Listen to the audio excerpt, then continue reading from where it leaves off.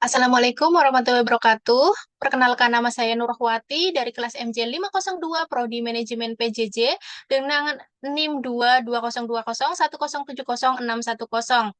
Hari ini saya akan mempresentasikan jawaban UTS pada mata kuliah Manajemen Resiko dengan dosen pengajar Bapak Dr. Joko Suharyanto, SEMM, CPOD.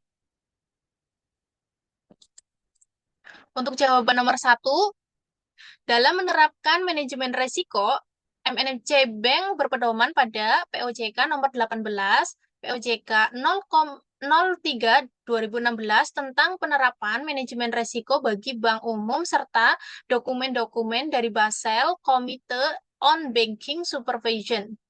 Pelaksanaan pengelolaan risiko MNC Bank mengacu kepada kebijakan manajemen risiko.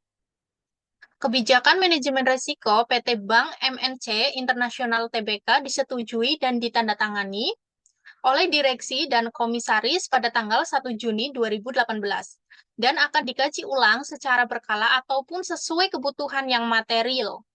Kebijakan tersebut akan menuntun seluruh jenjang organisasi PT Bank MNC Internasional atau Bank untuk memahami dan mengelola berbagai jenis risiko secara komprehensif karena pada dasarnya masing-masing risiko tidak berdiri sendiri melainkan saling terkait. Dalam manajemen risiko, MNC Bank menggunakan metodologi pengukuran risiko secara kuantitatif dan kualitatif. Meskipun jenis risiko yang ada di perbankan cukup luas dan beragam, namun MNC Bank mengkategorikan 8 jenis risiko sebagai berikut. Yang pertama, risiko kredit. Risiko kredit adalah risiko yang terjadi akibat terjadi kegagalan pihak lain dalam memenuhi kewajiban kepada bank.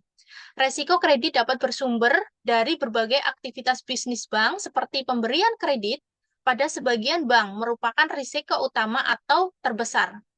Surat berharga, akseptasi, transaksi antar bank, transaksi pembiayaan perdagangan, transaksi nilai tukar dan derivatif serta kewajiban komitmen dan kontingensi. Yang kedua, risiko pasar. Risiko pasar adalah risiko pada posisi neraca dan rekening administratif termasuk transaksi derivatif akibat perubahan secara keseluruhan dari kondisi pasar, termasuk risiko perubahan harga option. Risiko pasar meliputi antara lain risiko suku bunga, risiko nilai tukar, risiko ekuitas, dan risiko komoditas. Risiko suku bunga, risiko nilai tukar, dan risiko komoditas dapat berasal baik dari posisi trading book maupun banking book. Sedangkan risiko ekuitas berasal dari posisi trading book. Ketiga, risiko likuiditas adalah akibat ketidakmampuan bank untuk memenuhi kewajiban yang jatuh tempo dari sumber pendanaan arus kas dan atau dari aset likuid berkuantitas kredit yang dapat diagungkan tanpa mengganggu aktivitas dan kondisi keuangan bank. Keempat, risiko operasional adalah risiko yang disebabkan oleh ketidakcukupan dan atau tidak berfungsinya proses internal, kesalahan manusia, kegagalan sistem, dan atau adanya faktor eksternal yang mempengaruhi operasional bank.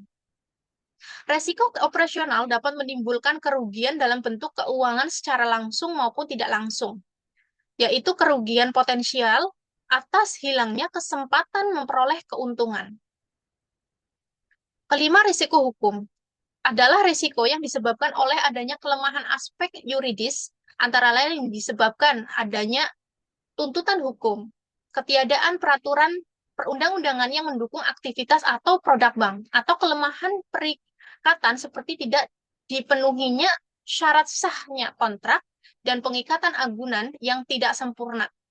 Keenam, risiko strategik adalah risiko antara lain yang disebabkan adanya penetapan dan pelaksanaan strategi bank dan pengambilan keputusan bisnis yang tidak tepat atau kurang responsifnya bank terhadap seluruh jenis risiko yang melekat pada kegiatan usaha bank, terutama pada risiko utama bank yaitu risiko kredit, risiko pasar, risiko likuiditas, risiko operasional. Ketujuh, risiko reputasi adalah risiko akibat menurunnya tingkat kepercayaan pemangku kepentingan atau stakeholders, yang antara lain disebabkan oleh adanya publikasi negatif yang terkait dengan kegiatan usaha bank atau persepsi negatif terhadap bank. Untuk jawaban nomor 2, teknologi blockchain juga bisa menjadi solusi untuk mengurangi risiko serangan cyber. Penerapan teknologi blockchain dapat dalam transaksi keuangan pada perbankan memberikan kontribusi yang berarti pada pengoptimalan keamanan. Teknologi blockchain memanfaatkan algoritma kriptografi yang canggih dan alur yang tidak terpusat untuk membuktikan kredibilitas dan keaslian data. Hal ini berperan penting dalam meminimalisir resiko fraud dan seragam cyber yang dapat mengancam keamanan nasabah. Pemanfaatan teknologi blockchain juga memberi efek signifikan terhadap keterbukaan transaksi keuangan dalam perbankan. 4 strategi mitigasi risiko. 1. Risk avoidance atau menghindari risiko. Bertujuan untuk sepenuhnya menghindari keterpaparan terhadap risiko dengan tidak melakukan aktivitas atau keputusan yang dapat memicu terjadinya risiko. Ini bisa dilakukan dengan cara mengubah strategi, menyesuaikan proses bisnis, atau bahkan membatalkan suatu proyek yang dianggap terlalu beresiko. Yang kedua, risk reduction atau mengurangi risiko. Strategi ini berfokus pada pengurangan probabilitas terjadinya risiko atau meminimalkan dampak yang akan terjadi jika risiko tidak dapat dihindari. Yang ketiga, risk transfer, mengalihkan risiko.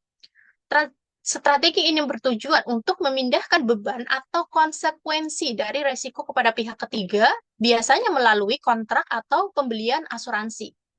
Yang keempat, risk acceptance atau menerima risiko.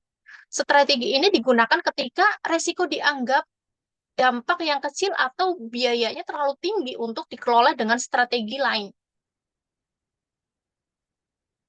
Peluang manajemen risiko. Inovasi sebagai strategi manajemen risiko untuk mengantisipasi perubahan dan menciptakan keunggulan kompetitif.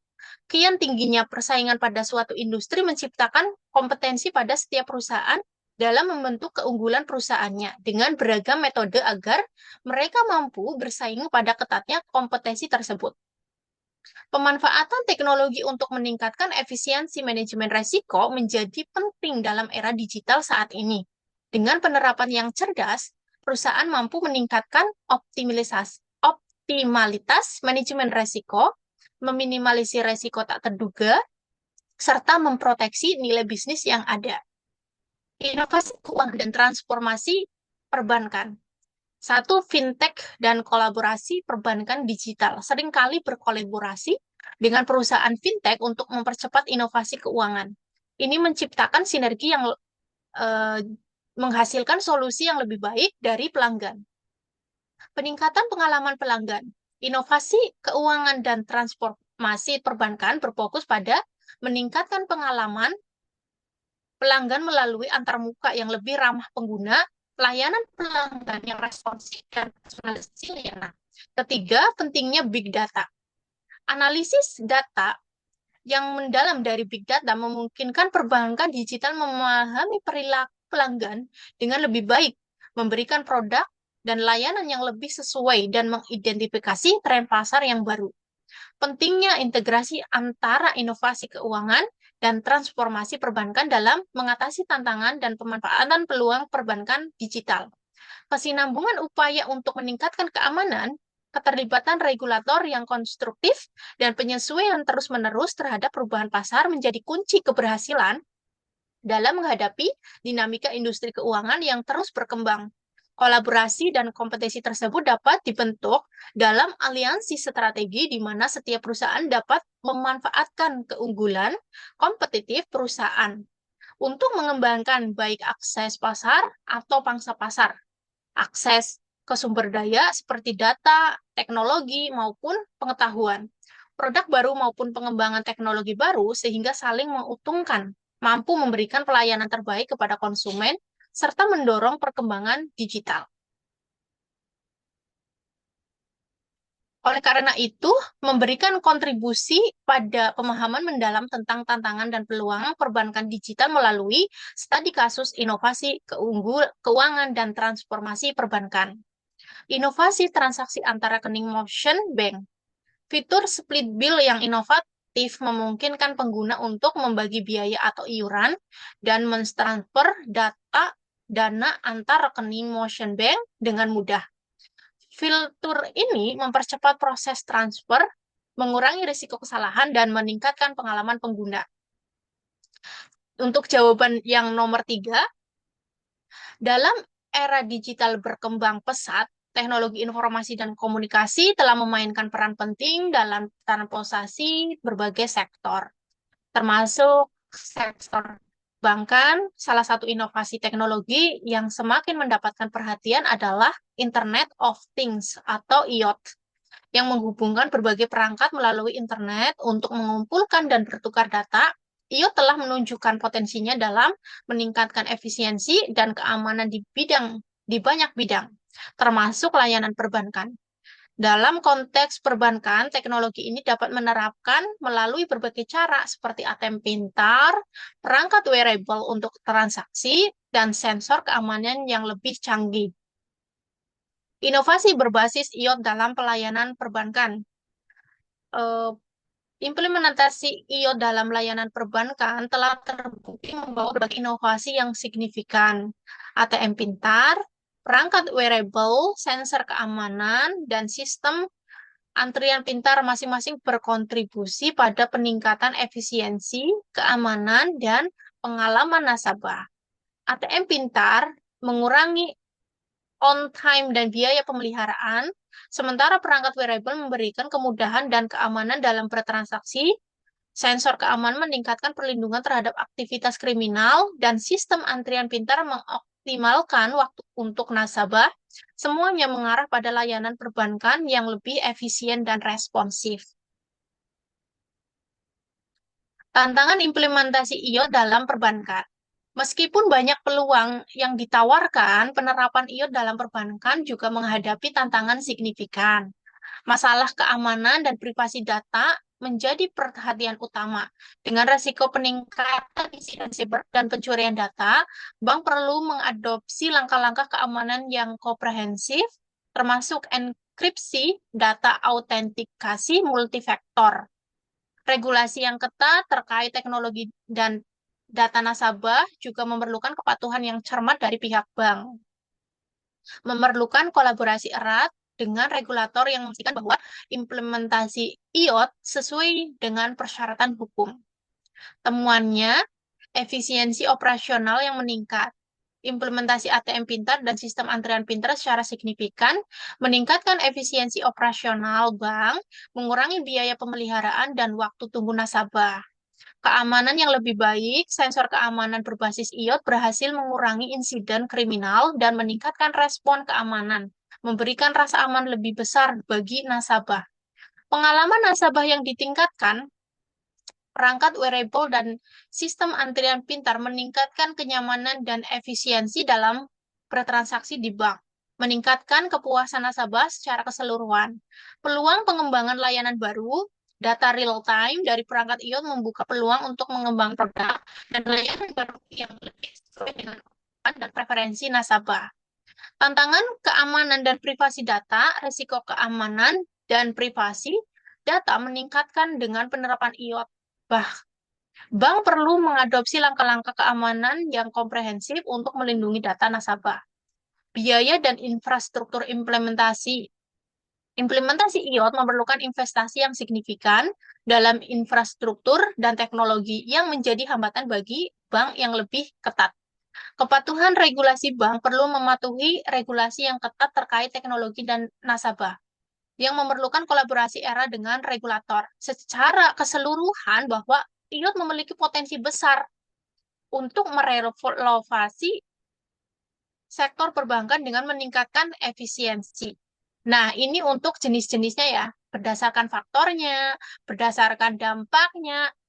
Berdasarkan faktor ada resiko non-bisnis, ada resiko bisnis.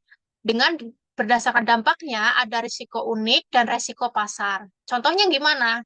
Contohnya gini, akibat kebakaran atau bencana alam dan lain sebagainya. Banyak sekali ya sebenarnya contohnya. Untuk bisnis, resikonya gimana? Contohnya resiko keuangan, Resiko pasar, resiko likuiditas, seperti itu. Dan resiko non keuangan seperti resiko hukum, resiko reputasi, resiko strategi, dan resiko kepatuhan. Untuk berdasarkan dampaknya, untuk resiko unik disebut juga resiko non sistematis. Yang untuk resiko pasar disebut juga resiko yang tidak dapat diversifikasi. Pengumpulan data akurat dan real time. Maksudnya apa? Teknologi memungkinkan perusahaan mengumpulkan data yang akurat dan real time dari berbagai sumber untuk mengidentifikasi potensi risiko yang lebih baik. Analisis risiko efisiensi dan responsif. Maksudnya, dengan bantuan algoritma dan aplikasi analitik, perusahaan dapat menganalisis risiko dengan cepat dan mendalam. Ketiga, peningkatan pengawasan dan deteksi dini. Maksudnya pengawasan deteksi dini terhadap risiko dengan sistem pemantauan otomatis. Komunikasi efektif, maksudnya integrasi teknologi mendukung komunikasi dan kolaborasi efektif antar tim dan departemen, memungkinkan berbagi informasi dan respon cepat termasuk risiko. Manajemen dokumen dan laporan efektif, maksudnya teknologi memfasilitasi manajemen dokumen risiko yang komprehensif dan pembuatan laporan secara otomatis. Dan ini adalah untuk referensinya ya, dari berbagai sumber. Terima kasih. Demikian presentasi dari saya pada mata kuliah manajemen risiko. Mohon maaf apabila ada kata-kata yang kurang pas. Wabillahi taufiq wal hidayah. Wassalamualaikum warahmatullahi wabarakatuh. Terima kasih.